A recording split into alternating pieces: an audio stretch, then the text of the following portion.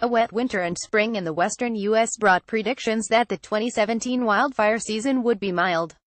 It was anything but. It ended up one of the worst in U.S. history in land burned. The smoke, the flames, the aching lungs, the evacuations.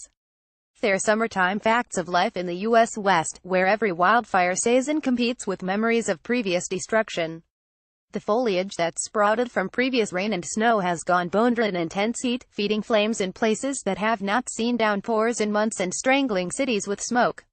The biggest fires came a little later than usual in some states, after Labor Day, when the fire season traditionally starts to peter out.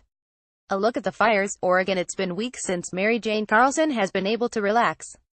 The artist lives in Brookings, a small city along the southern Oregon coast that's threatened by one of the nation's largest wildfires. Carlson and her neighbors never know when the blaze is going to move closer to the wooded town. "It's overwhelming," she said Wednesday. "It's kind of like living in a war zone." In addition to the fear of the flames, smoke never leaves.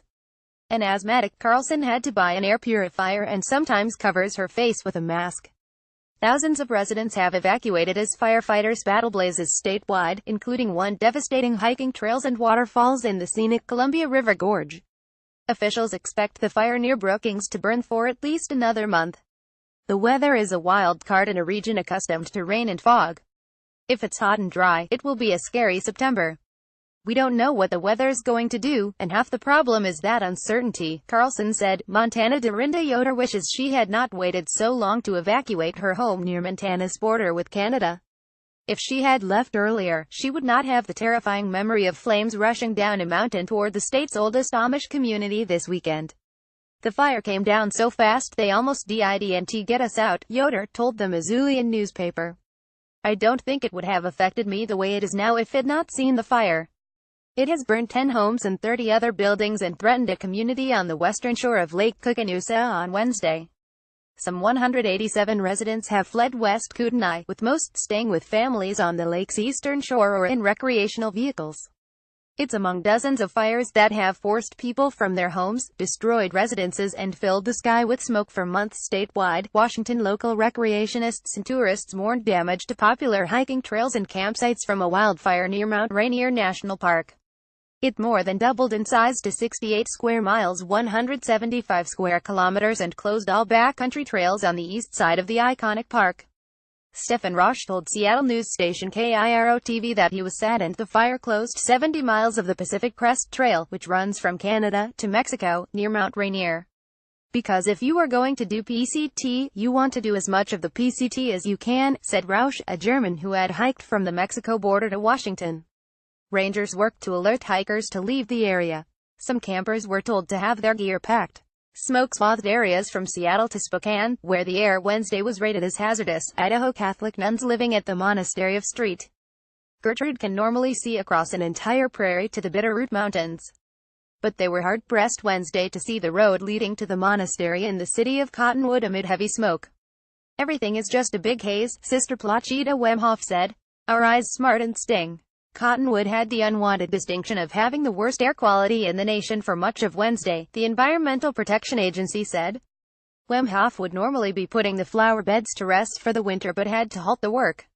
Most of the nuns are older and particularly at risk from the hazardous air quality. "The sisters are trying to avoid heavy work where you puff and pant," Wemhoff said.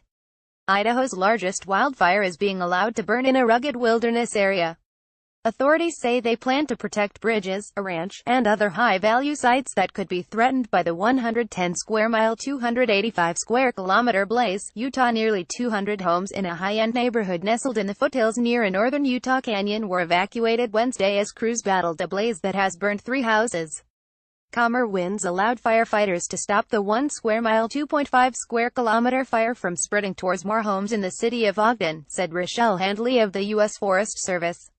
Mark Archer said he and his wife received texts about a mandatory evacuation Tuesday and drove home from their jobs in a panic because they had left their 18-year-old son sleeping.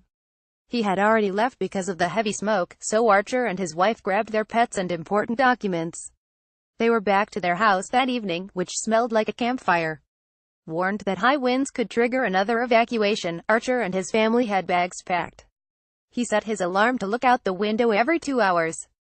It's still scary to go home in case it picks up with high winds, said Archer, 56, adding his lungs and eyes stung Wednesday.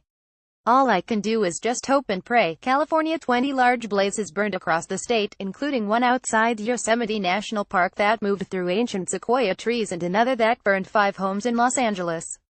A big Labor Day weekend wildfire in the LA suburb of Burbank was reduced to a black scar but remained dangerous. It had burned near 1,400 homes. We are not out of the woods yet, Fire Department spokesman Eric Stott said of the potential for hotspots. In Northern California, centers with air purifiers have opened and some schools have suspended classes as smoke from several wildfires fills the air. Dr. Donald Baird, health officer of far northern Humboldt County, urged people to stay indoors to give their lungs a break. In neighboring Trinity County, a fire on both sides of a river was expanding north toward another fire after destroying 72 homes and forcing about 2,000 people to evacuate. Outside Yosemite, crews gained ground against a blaze that burned halfway through a grove of 2,700-year-old giant sequoias.